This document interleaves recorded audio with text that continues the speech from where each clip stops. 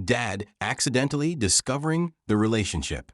But instead of just scolding you, he hints that there's something far bigger and more dangerous involved. It all started with a knock at the door.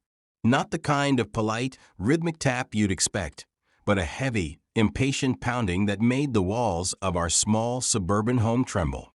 I froze, my heart racing, because I knew who was behind that door. Dad. Mia, my girlfriend, grabbed my wrist, her wide brown eyes full of panic. Do you think he knows? I wanted to reassure her, but the words died in my throat. I didn't know how Dad had found out, but the man had a way of sniffing out secrets like a bloodhound. And keeping this relationship from him was the biggest secret of my life. Mia, you have to leave, I whispered urgently, glancing toward the back window. Now! Before she could respond, the door creaked open. My dad's towering figure filled the frame, his dark eyes scanning the room like a predator locking onto its prey.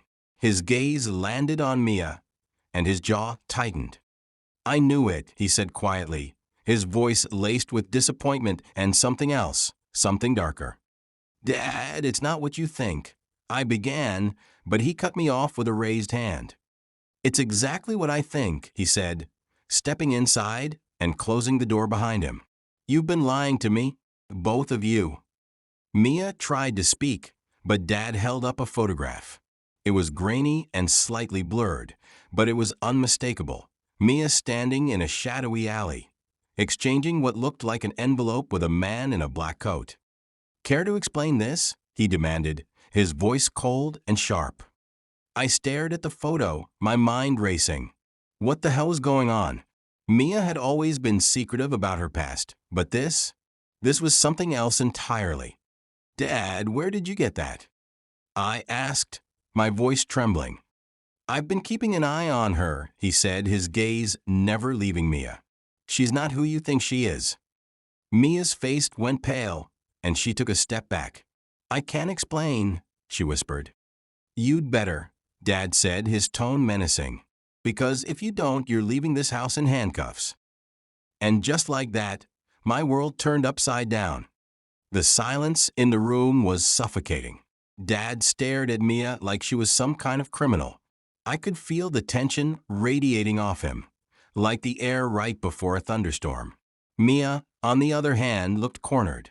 She glanced at me, silently begging for help, but I didn't know what to say. The photograph in Dad's hand was damning, and I couldn't pretend it didn't exist. Let's hear it, Dad said, crossing his arms. His voice was calm, but his eyes burned with suspicion. Who are you really? Mia took a shaky breath and looked down at the floor.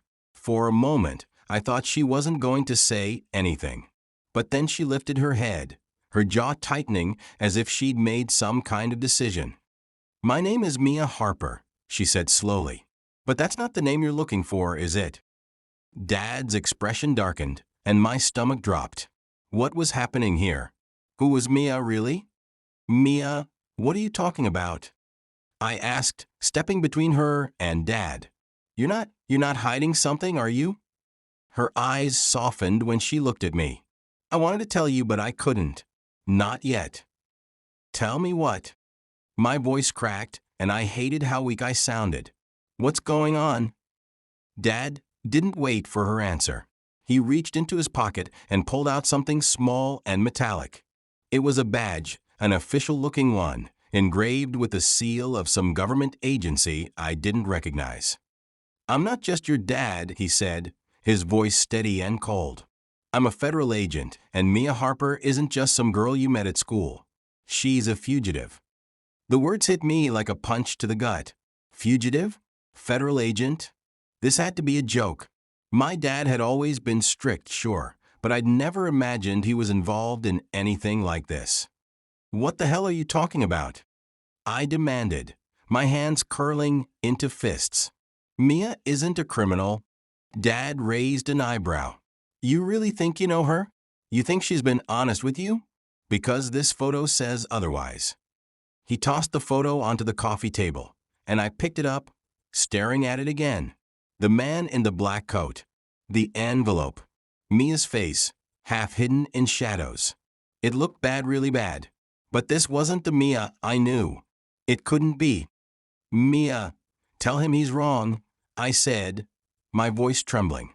Tell him this isn't what it looks like. But Mia didn't deny it.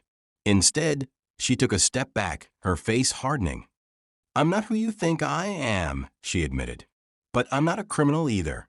I'm trying to fix something big. And if I don't, people are going to die. Dad laughed bitterly. That's the same excuse I've heard 100 times before. I'm doing this for the greater good. It's never true. It is this time, Mia snapped, her voice rising. I don't care if you believe me. All I care about is stopping them. Stopping who? I asked, my mind spinning. Mia, please, just tell me what's going on. She hesitated, glancing between me and Dad. For a moment, I thought she wasn't going to answer. But then she spoke, her voice low and urgent. There's a group, an organization. They're called Sentinel. They've been operating in the shadows for years, pulling strings, manipulating governments, starting wars. I was part of them once, but I got out. Or, at least I thought I did. Dad's face twisted in disbelief. You expect me to believe this conspiracy nonsense? Sentinel? That's just a ghost story. It's not, Mia said sharply. They're real and they're dangerous. They're planning something big, something that's going to change everything. I have information that can stop them, but they're hunting me. That's why I've been hiding. That's why I couldn't tell you the truth. My head was spinning. Sentinel? Government conspiracies? Secret organizations? It all sounded insane, like something out of a bad spy movie. But Mia's expression was dead serious, and for some reason, I believed her. Dad, I said, turning to him, what if she's telling the truth? She's not, he said firmly. She's lying to protect herself, and you're falling for it. You don't know how these people operate, son. They'll say anything to get what they want. And what do I want, huh? Mia shot back. You think I want to be hunted? To live in fear every day of my life. I don't care if you believe me or not, but I'm not going to let Sentinel win. Enough, Dad snapped. This ends now. I'm calling this in. He reached for his phone, but Mia moved fast, faster than I'd ever seen anyone move. In the blink of an eye, she was across the room, grabbing his wrist and twisting it. The phone clattered to the floor. I'm sorry, she said, her voice shaking. But I can't let you do that. Mia. I shouted, but it was too late. She was already bolting for the back door. Dad cursed, rubbing his wrist. You're not going anywhere, he growled, chasing after her. For a split second, I froze. My mind was screaming at me to pick a side, to make a choice. But how could I? My dad was my family, but Mia was something more, something I couldn't let go of. And then I made my decision. I ran after her. The cold night air hit me like a slap as I bolted out the back door, my sneakers skidding on the damp grass. Ahead of me, Mia was already sprinting toward the fence at the edge of our yard, her movements quick and practiced, like she'd done this 100 times before. Behind me, I could hear Dad's heavy footsteps and his sharp voice cutting through the darkness. Stop her now, he barked. But I didn't stop her. I couldn't. All I could think about was the look in her eyes when she said she was being hunted. She wasn't lying. I knew that much. And if Dad caught her, I might never get the answers I desperately needed. Mia reached the fence and scaled it in seconds, her hands gripping the wooden planks like they were nothing. I followed her, ignoring the burn in my legs and the pounding in my chest. By the time I hauled myself over the fence, she was already halfway down the alley, her dark hair streaming behind her like a banner. Mia, wait, I shouted, my voice hoarse. Where are you going? She didn't answer. She just kept running. I didn't look back to see if Dad was still chasing us. I didn't need to. His voice echoed in my ears, a mixture of fury and desperation. Get back here now, he yelled. You don't know what you're doing. Maybe he was right. Maybe I was making the biggest mistake of my life. But in that moment, I didn't care. All I knew was that Mia needed me, and I wasn't going to let her face this alone.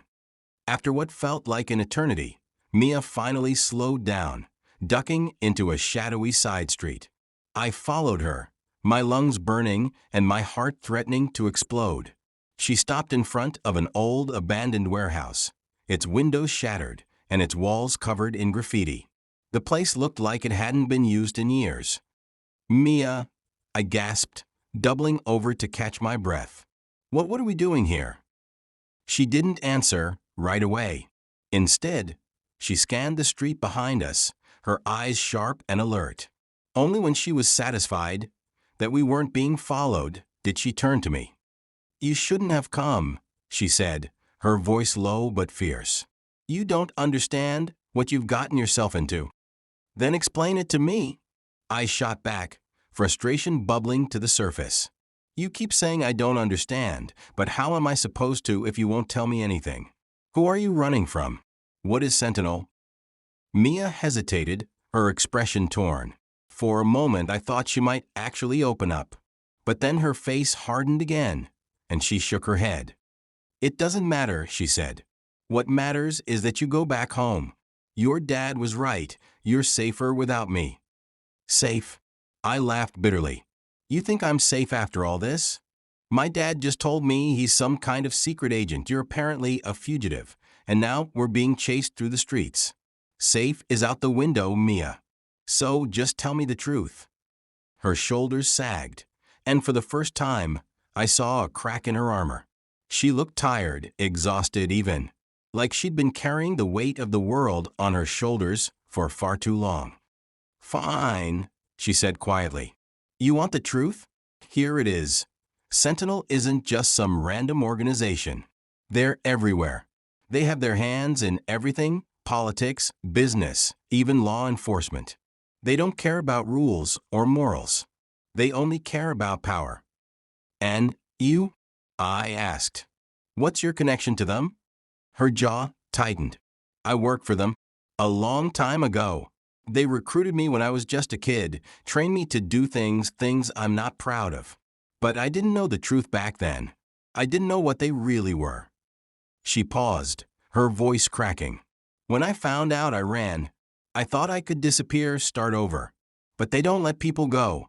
Not people like me." I stared at her, my mind racing. "And what about the envelope? The photo my dad showed me? What was in it?" Her eyes flicked away, guilt flashing across her face. "Evidence. Names, locations, plans. Everything they're working on, everything they've done. If that information gets out, Sentinel falls apart. That's why they want me dead." Before I could respond, a faint sound reached my ears, the crunch of gravel under heavy boots. Mia heard it too. Her head snapped up, and she grabbed my arm, pulling me deeper into the shadows. "Someone's here," she whispered. "They found us." "Who?" I asked, but she didn't answer. Instead, she pressed her back against the wall, her breathing shallow. I tried to do the same, but my heart was pounding so loudly, I was sure whoever was out there would hear it. The footsteps grew louder, closer. I peered around the corner and caught a glimpse of two figures dressed in black tactical gear. They moved with precision, their movements eerily silent except for the occasional crunch of gravel. "Mia," I whispered, panic rising in my chest. "What do we do?" She didn't hesitate. "We run." The next few minutes were a blur of motion and chaos. Mia grabbed my hand and pulled me through the dark, weaving between rusted machinery and crumbling walls. The men behind us shouted orders, their voices cold and mechanical. Flashlights cut through the darkness, searching for us. "This way," Mia hissed, dragging me toward a staircase that led to the upper levels of the warehouse. I followed her, my legs trembling with adrenaline. The stairs creaked under our weight, and I couldn't help but glance down, expecting the men to appear at any moment. But Mia kept moving, her grip on my hand tight and unyielding. When we reached the top, She led me to a small window overlooking the alley below. Without hesitation, she kicked it open, the glass shattering with a deafening crash. "Out," she said, gesturing to the ledge. "Now." "You're insane," I said, staring at the drop. "We'll break our necks." "Do you trust me or not?" she snapped. I hesitated, but the sound of boots on the stairs made the decision for me. Taking a deep breath, I climbed out onto the ledge and dropped. The wind whipped past me, and for a split second I felt weightless. Then I hit the ground, pain shooting through my legs. But I was alive. Mia landed beside me a moment later, pulling me to my feet. "Come on," she said, her voice urgent. "We're not out of this yet." Pain radiated through my legs as Mia pulled me to my feet. My mind screamed at me to stop, to take a breath, but there was no time. Behind us, I could hear the shouting of the men in tactical gear growing louder. They were fast, and they weren't going to let us just slip away. "Move!"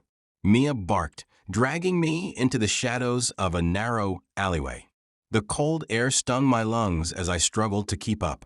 She moved like she knew every crack and corner of the city, weaving through streets and side paths with precision. As we rounded another corner, the sharp beam of a flashlight swept past us, just missing our faces. My stomach lurched, but Mia didn't flinch. "We can't outrun them forever," I gasped. "We don't need to," she said, scanning the street ahead. Her eyes locked onto an old, beat-up sedan parked at the curb. Without missing a beat, she sprinted toward it. "What are you doing?" I asked, panic rising in my chest. "Getting us out of here," she said, yanking open the door. To my astonishment, it wasn't locked. She dropped into the driver's seat, pulled a set of wires from under the dashboard, and started fiddling with them like she'd done it 1,000 times before. "You know how to hotwire a car?" I asked, completely dumbfounded. She shot me a look. Not the time for questions.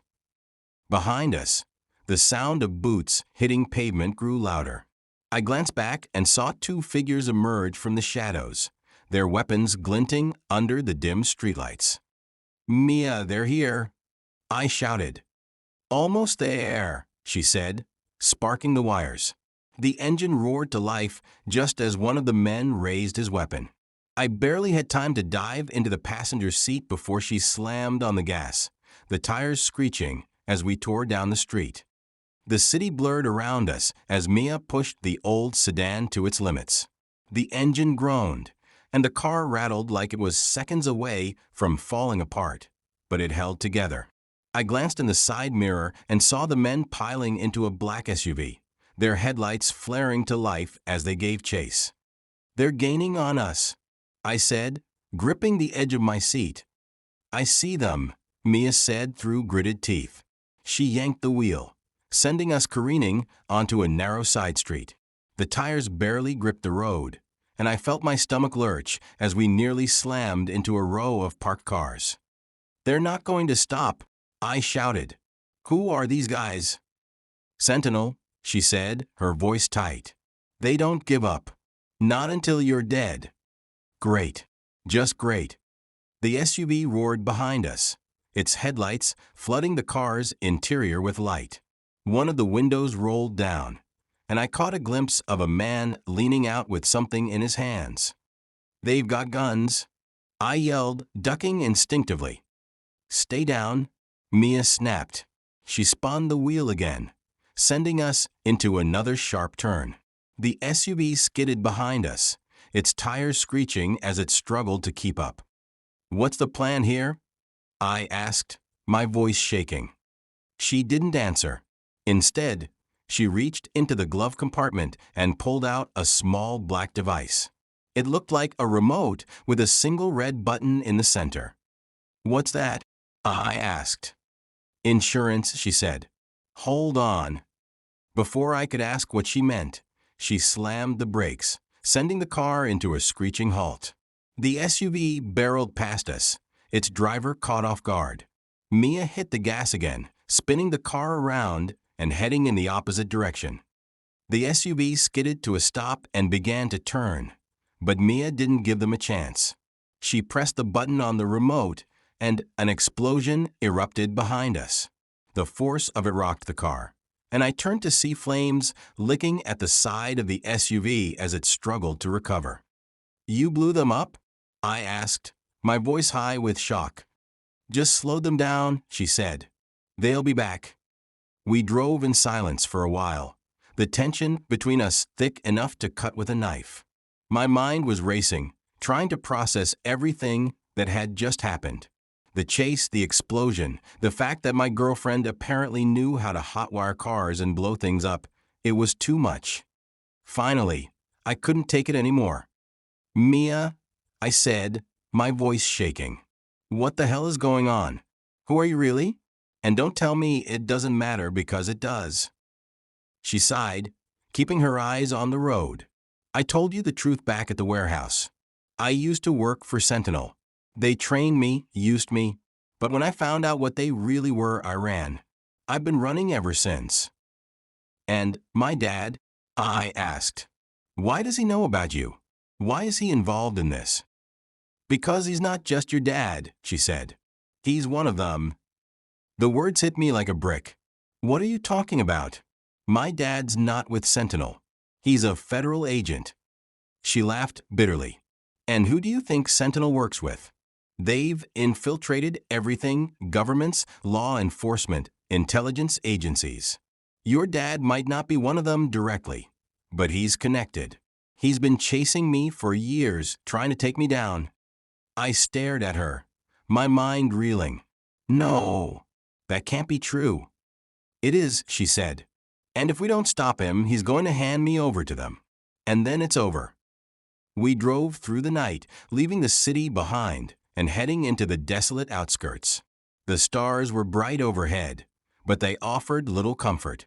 I felt like my whole world had been turned upside down. My dad, my girlfriend, my life. None of it was what I thought it was. "What do we do now?" I asked quietly. "We find the evidence," Mia said. "The files I hid, the ones in the envelope. If we can get them to the right people, we can bring Sentinel down. And if we can't?" She looked at me, her expression grim. "Then we run, and we keep running." I nodded, the weight of her words settling over me.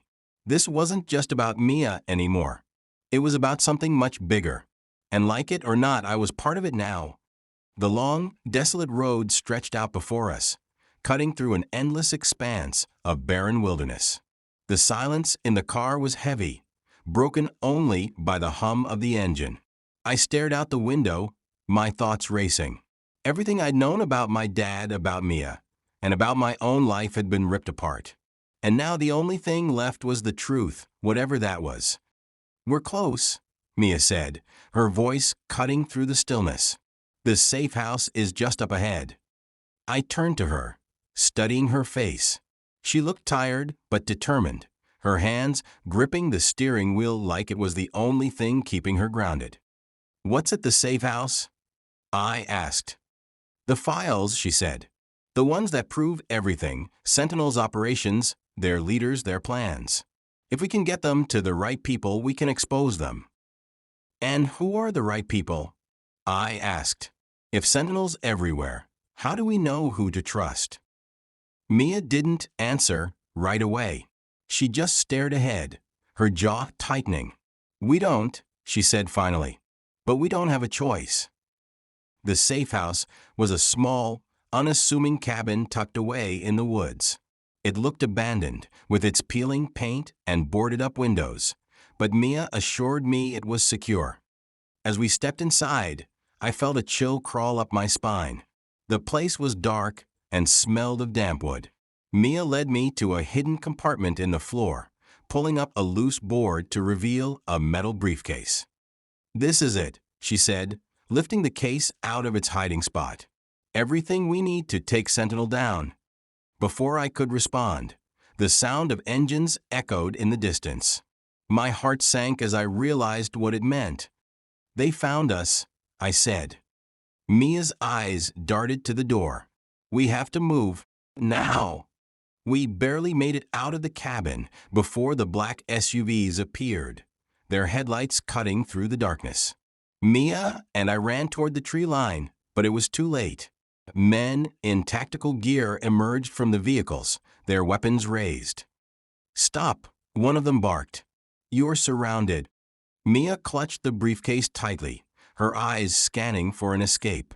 I could see the fear in her face, but there was something else, too, resolve. She wasn't going to give up without a fight. Before I could say anything, another voice called out, cutting through the chaos. "Stand down." It was my dad. He stepped out of one of the SUVs, his face unreadable as he approached us. He looked at me, then at Mia, his eyes narrowing. "Give me the case," he said, his voice calm but firm. "No," Mia said, backing away. "I'm not letting Sentinel win." "This isn't about winning," Dad said. "This is about survival. If you hand over the files, I can protect you." "Liar," Mia spat. "You're just like them." "I'm nothing like them," Dad snapped. "I've been trying to dismantle Sentinel from the inside for years. But if you expose them recklessly, they'll bury the evidence, and us along with it." Mia hesitated, her grip on the briefcase tightening. I looked between them, my mind racing. Could I trust him? Was he really trying to help, or was he playing us? "Dad," I said, stepping forward. "If you're telling the truth, prove it. Help us get the files to someone who can actually stop them." His gaze softened as he looked at me. "Son, you don't know what you're asking. These people don't play fair. If we make one wrong move, then we fight," I said, cutting him off. "Together." The next few minutes were chaos. The men in tactical gear closed in, but Mia and Dad worked together like they'd been planning this for years.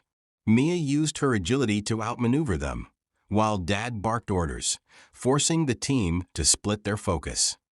I did my best to keep up, ducking behind cover and dodging stray bullets.